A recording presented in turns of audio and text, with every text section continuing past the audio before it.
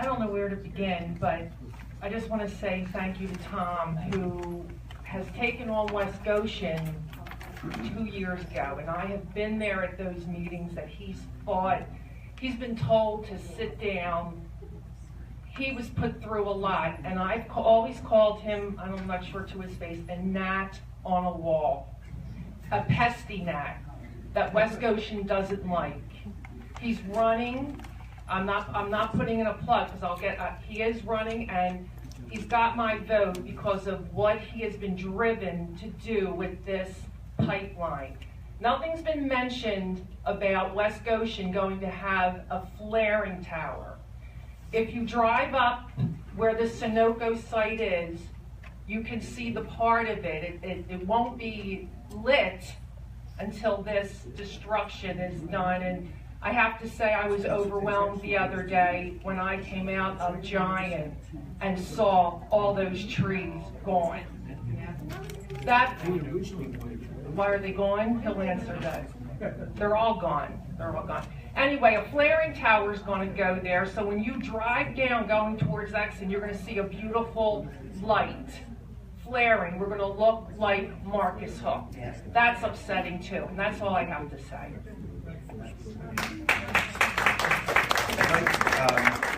I just want to answer this woman's question. They're allowed to do what they did outside of Giant because they're private property and a deal was cut with the owners of the facility. And I believe they generated about $500,000 for that. And that will be open cut.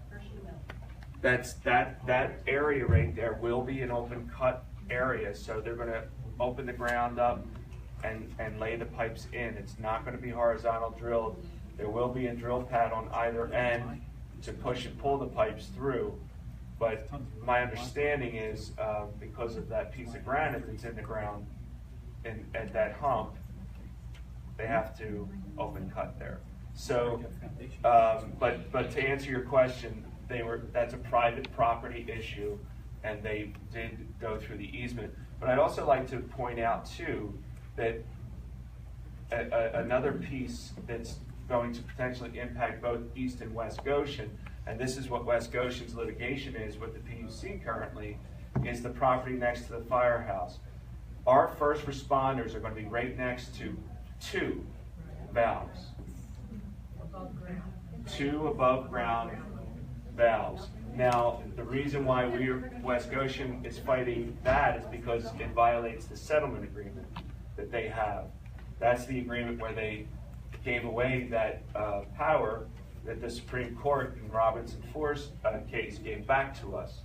So I've always had a problem with that settlement for 2 years running, and I will continue to have a problem with that settlement agreement.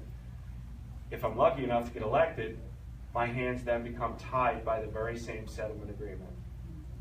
So I'd like it to be gone before I get in. So anyway, but there's a lot of concerns here, and one thing that we have to do, which is hard when you're considering the impacts to your family, is we have to keep our emotions down. If we allow them to rise up, we make stupid mistakes. It's not easy, but we have to try to do that. One thing that Sunoco failed to realize, because the vast majority of the project was in the middle of nowhere, Pennsylvania, and I'm not saying those communities are any less than we are, but when they hit Chester County, the per capita, of people living, they were not prepared for us. They thought it was going to be a cakewalk. So for 3 years we've been fighting it.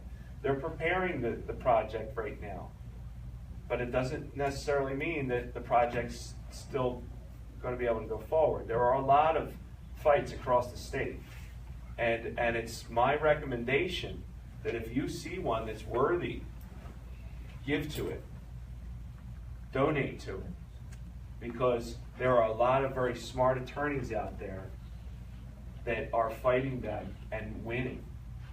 Very small battles here, very small battles there, but they do exist. Any? Who have this down right here? Thank you, Tom. I've been a resident for 20 years here in East Goshen Township, and I live right on that curve that you just referenced at Boot Road. And a number of years ago, when Wellington and the giant supermarket were being constructed, to get through the bedrock on that site required the use of dynamite. Now, I haven't heard anything about blasting to get these pipelines around that curve and over that hump. But we heard a rumor today that that could be used. We called our township and asked the township if they had heard anything about this, East Goshen Township, and it had not been brought to anybody's attention. Now, we know for a fact that they used dynamite when they put that development in. We have a 250-year-old farmhouse, stone walls, fragile foundation, as you can imagine. And when that blasting took place, there were monitors placed on our property to secure or to at least monitor the blast impact.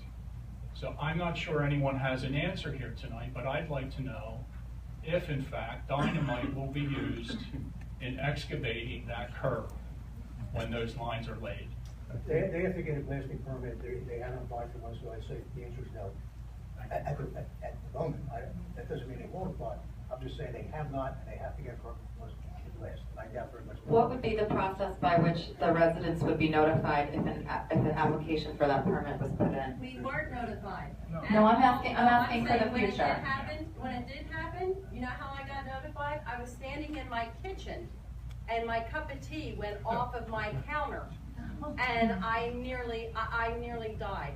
That's how big a blast we're talking here.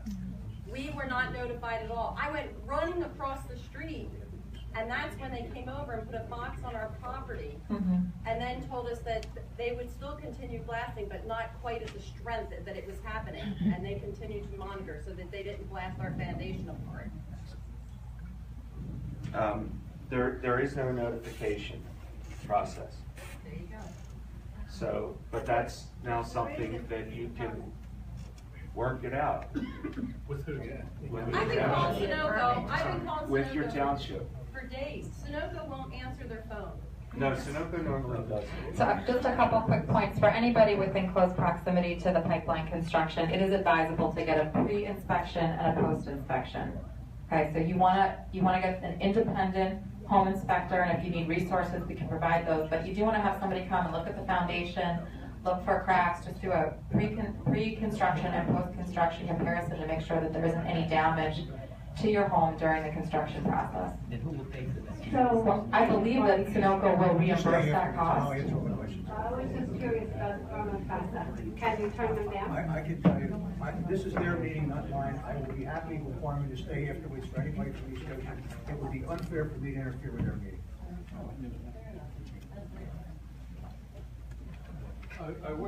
I witnessed an interesting scenario this afternoon.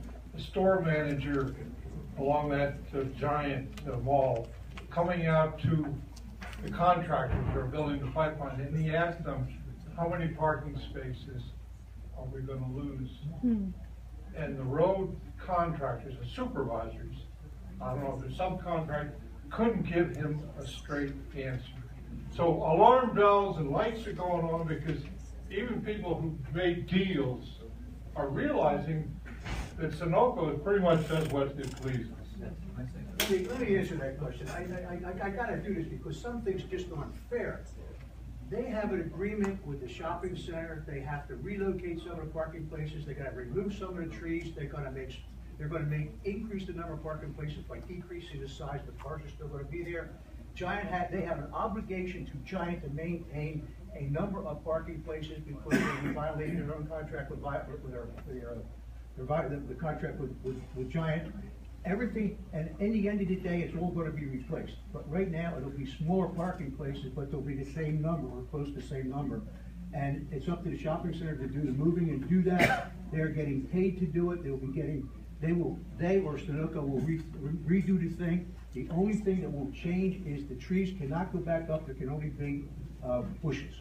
because in fact, they were lucky to get them because really Sunoco didn't want anything.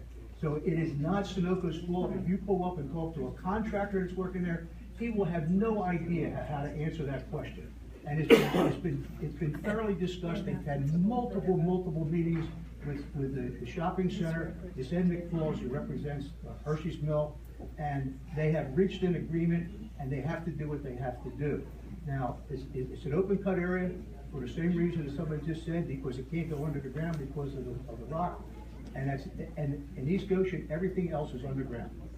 I just have a question. And if anybody wants any more information, I'll be happy to stay with Department afterwards and answer whatever questions you want. I don't care if we stay at 11 o'clock, doesn't matter to me. 1 o'clock. Now, we meet the first and third Tuesdays. Anybody in this room that hasn't been to one of our meetings is welcome to come.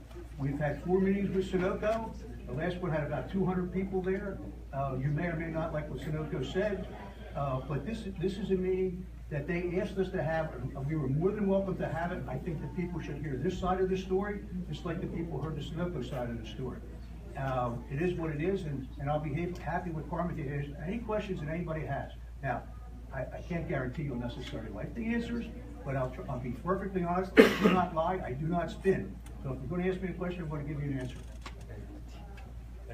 I just have one quick thing to say, but I was at that meeting as well, and Karen Martnick, who was mentioned earlier, who does this for a living, fighting pipelines, said one thing about Sunoco: you cannot believe 90% of what comes out of their mouths. That's all I have to say. I just have a follow-up question to that. My name's Allison, and I'm with the Middletown Coalition, but I'm a Middletown resident. I'm sorry for the intrusive taping, but thank you.